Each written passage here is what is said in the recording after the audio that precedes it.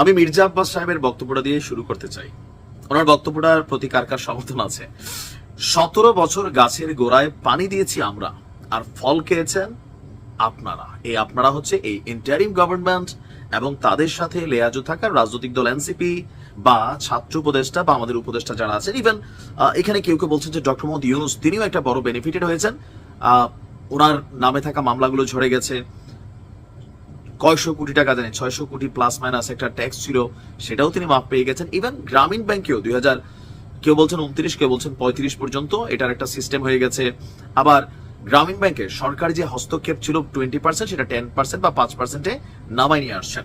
তো এই সকল জিনিসগুলো হওয়ার কথা ছিল বা আরো ডেভেলপ হওয়ার কথা ছিল বিএনপির, কিন্তু হচ্ছে ডক্টর মোহাম্মদ ইউনূসের। এখন কেমনে কি হচ্ছে, তাই না? বিএনপি মনে করছে যে এই মুহূর্তে নির্বাচন হলে বিএনপি সরকার গঠন করবে। বাস্তবতা হচ্ছে এটাই, বিএনপি সরকার গঠন করবে। তো এখন নির্বাচন কবে? এই নির্বাচন নিয়ে আমি আমার ভিডিও শিরোনামটা যেটা দিছি যে নিজের পায়ে নিজে কুড়াল মারছেন ডক্টর মোহাম্মদ ইউনূস, কপালে শনি ডেকে আনছেন কেন আবার আসেন। আল জাজিরাতে দেওয়া একটা সাক্ষাৎকারে তিনি একটা বক্তব্য দিয়েছেন, আমি তখনই বলে দিছি এটা ভেজাল হবে। কোনটা? বিএনপি বা অন্যান্য দলগুলো যখন নির্বাচনমুখী হতে চাচ্ছে, নির্বাচনের সুস্পষ্ট রোডম্যাপ চাচ্ছে, তখন ডক্টর মোহাম্মদ ইউনূস আল জাজিরাকে দেওয়া সাক্ষাৎকারে বললেন যে জনগণ এখনো এই সরকারের উপর আস্থাশীল, তারা নির্বাচন এরকম কি জানি একটা বক্তব্য দিয়েছিলেন যে মানে এই সরকারের উপর তাদের সবকিছু কনফিডেন্স আছে বা ভরসা রাখছে, তারা মনে করছে যে এই সরকার দেশকে উন্নতির দিকে নিয়ে যাচ্ছে, এরকম একটা বক্তব্য দিচ্ছেন। এর পরের দিনই সম্ভবত আমির হোসেন আবু সাহেব তিনি বলছিলেন ওই জনগণ কারা।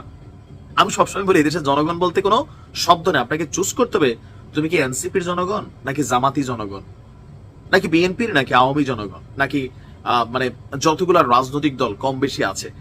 কিন্তু রাজনৈতিক দলগুলা ইভেন আপনি যদি দেখেন ডক্টর মোহাম্মদ ইউনূসও ওই যে সামষ্টিক জনগণ, এটা তাদের ভুল শব্দ ব্যবহার। ওনার বলা দরকার ছিল আমাকে যারা ভালোবাসে সেই টাইপের জনগণ, কিন্তু এটা আমাদের কেউই বলে না। এনসিপিও কথায় কথা বলে এই দেশের ছাত্র জনতা। বাবা কোন ছাত্র কোন জনতা? ছাত্রদের মধ্যে তো 2-4 হাজার দল আছে। বলা উচিত যে আমাদেরকে যারা সাপোর্ট করে বা আমাদের সাথে থাকলে যাদের ফায়দা হবে সেই ছাত্র সেই জনতা।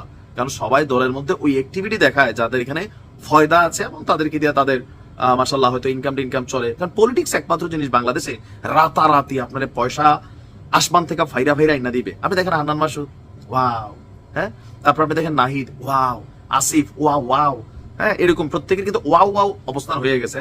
আরমানি ব্র্যান্ডের জিন্স পরতেছে, আপনি ড্রেস আপ দেখেন কই থেকে কই গেছে। আওয়ামী লীগের একজন এমপি, বিএনপির একজন এমপি, মন্ত্রী, যতগুলা সুযোগ সুবিধা নিচ্ছে এক চামচ এই নাহিদরা ছাইরা দিয়ে আসছে ক্ষমতায় বসে। পদত্যাগের কোন নজির এই সরকারের মধ্যে কেউ তৈরি করছে? করে নাই। এখানে এগুলা হবে না, কারণ চেয়ারের মধ্যে কি যেন আছে, কি আছে বলা যাবে না। এখন ডক্টর মোহাম্মদ ইউনূসের এই বক্তব্যটায় তারেক রহমানের গতকালকে যে বক্তব্য আপনি যদি বোঝেন, ঘন্টা কিন্তু বাইচা গেছে। কোন ঘন্টা? ধৈর্য শেষ, গো ফর অ্যাকশন বা রেডি ফর অ্যাকশন। গত বছর থেকে বিএনপির মহাসচিব মির্জা ফখরুল ইসলাম বলছিল যে 5ই আগস্টের মতন আরেকটা পরিস্থিতি তৈরি হতে পারে। তখন আমরা বুঝি নাই, এখন বুঝতেছি। আজকে তাদের চুল এমনি পাকে নাই। তারেক রহমান বলছিল এইবারে নির্বাচন সাধারণ নির্বাচন হবে না, খুব কঠিন একটা হবে। তখন বুঝি নাই, এখন বুঝছি। এখন তারেক রহমান গতকালকে শ্রমিক দিবস উপলক্ষে, মে ডে উপলক্ষে তার এক বক্তব্যের অংশ বলছেন অন্তর্বর্তী সরকারকে বিএনপি সহ অন্যান্য রাজনৈতিক দলগুলো পূর্ণ সমর্থন দিয়ে গিয়েছিল, বাট এখন এই কন্টিনিউ সমর্থন দেওয়া আর উচিত হবে কিনা বা উচিত না। জনগণের একাংশ মনে করছে যে, আবার তিনিও বলছেন জনগণ মানে বিএনপি পন্থী জনগণ মনে করছে বা জামাতের অনেকে চাইছে, আর বিভিন্ন যে রাজনৈতিক দলগুলো আছে নির্বাচন চাচ্ছে। তার বক্তব্য হচ্ছে যে এখন জনগণ মনে করছে যে একটা নির্বাচিত সরকারের দিকে আসলে ধাবিত হওয়া উচিত। মানে এই যে সমর্থন, কট্টর সমর্থন যেটা ছিল, এটা এবার এইভাবে দেওয়ার আর সুযোগ নাই।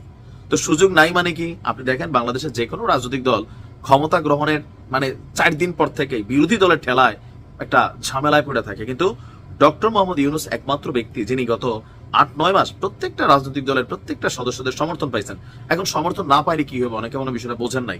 কারণ কালকে বিএনপি একটা ডাক দিয়ে মাঠে নেমে গেল, পুলিশ গেল সেখানে লাঠিচার্জ করতে। পুলিশ টেনশনে পড়বো, 3 দিন পরে বিএনপি ক্ষমতায় আসবে, এখন কি লাঠি দিব নাকি দিব না? এই সুযোগে আবার পুলিশকে মাইট দেওয়া হইতে পারে, সরকারের হরতাল তৈরি হয়ে যেতে পারে, অবরোধের ডাক আসতে পারে, ইউনূস সরকার চিপায় পড়ে যাবে। এটা হচ্ছে বাস্তব। দেখেন আওয়ামী লীগের সরানো সোজা ছিল, বিএনপির সাথে পাঙ্গা নিয়ে এই সরকার কখনোই টিকবে না। এটা আমরা ফিল করতে পারি, বলতে পারি। কেন? এই সরকারের সমর্থন বলতে আপনি এনসিপির গুটি কয়েক নেতাকর্মী ছাড়া জনগণ আসলে কোন জনগণ বলবো? ফাঙ্গলতে দেশে দল করে। এই পন্থী যারা তারারে সারা বাংলাদেশে গণলে 3% পাওয়া যায় কিনা আমার এখন সন্দেহ আছে, বাট দ্য সিস্টেম তারা ঢুইকা আছেন। তো এই 3 থেকে 5% জনগণ আর বিএনপি ফ্রন্ট ফেসে দাঁড়ানো, এইটা কখনোই সামাল। আওয়ামী লীগ তো আছেই, প্রয়োজনে বিএনপি সাইজা মাঠে নামবে, কারণ ইউনূস সরকারের প্রতি আওয়ামী লীগের বা এই যে এনসিপি যারা আছেন নেতাকর্মীরা, তাদের প্রতি যেই মানে মনোভাব দেখেন নাই। শেখ হাসিনার 227টা মার্ডার করার লাইসেন্স হয়ে গেছে, কেন? কারণ তিনি বলছেন এক মামলায় ফাঁসি হবে, 227টা তো ফাঁসি হবে, সাজা তো একটাই। সুতরাং 227টা মাইরাইলাম কখন বলছে? ভারত থেকে বলছে। কেন? যেই পরিমাণ ওনার নামে খুনের মামলা হচ্ছে, আর যে মামলাগুলো হচ্ছে এগুলো সবগুলো পলিটিক্যালি হচ্ছে, হুকুমদাতা হিসেবে তিনি কানেক্টেড। তো সেই জায়গা থেকে আওয়ামী লীগের মনোভাবটা কি বুঝছেন নি? আর বিএনপি বা আওয়ামী লীগ একসময় বলছিল যে আওয়ামী লীগ ক্ষমতা থেকে গেলে একদিনে 5 লক্ষ মানুষ মরবে, ওইটা মরছে না মরছে। আওয়ামী লীগ রিটার্ন আসলে এনসিপি বা সমন্বয়ক বৈষম্য বিরুদ্ধে 3%। শেখ হাসিনা যদি 1 লাখ, আমি 227, তাহলে বাকিদের অবস্থা কি চিন্তা করেন? আর এটা অবশ্যই এনসিপি এদের জন্য খুবই রেড অ্যালার্ট থাকবে। তো নানান কিছু ঘটবে এই মুহূর্তে।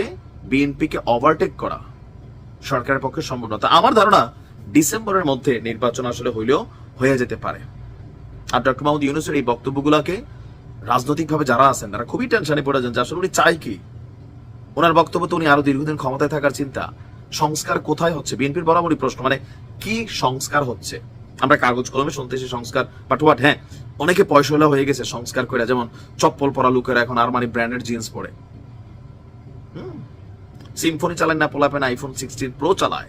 এখানে সংস্কার হয়েছে, কিন্তু রাষ্ট্রের আভ্যন্তরীণ সংস্কারে আমার কাছে মনে হয় অনেক দিক পজিটিভ হয়েছে, নেগেটিভ হয়েছে, বাট একটা দৃশ্যত একটা স্ট্রাকচারাল সংস্কার আলোচনার মধ্যে আছে। জাতীয় ঐকমত্য কমিশন, মানে এই গ্রুপ মানে ওই গ্রুপ মানি না, বাট এস্টাবলিশড কোনটা হয়েছে?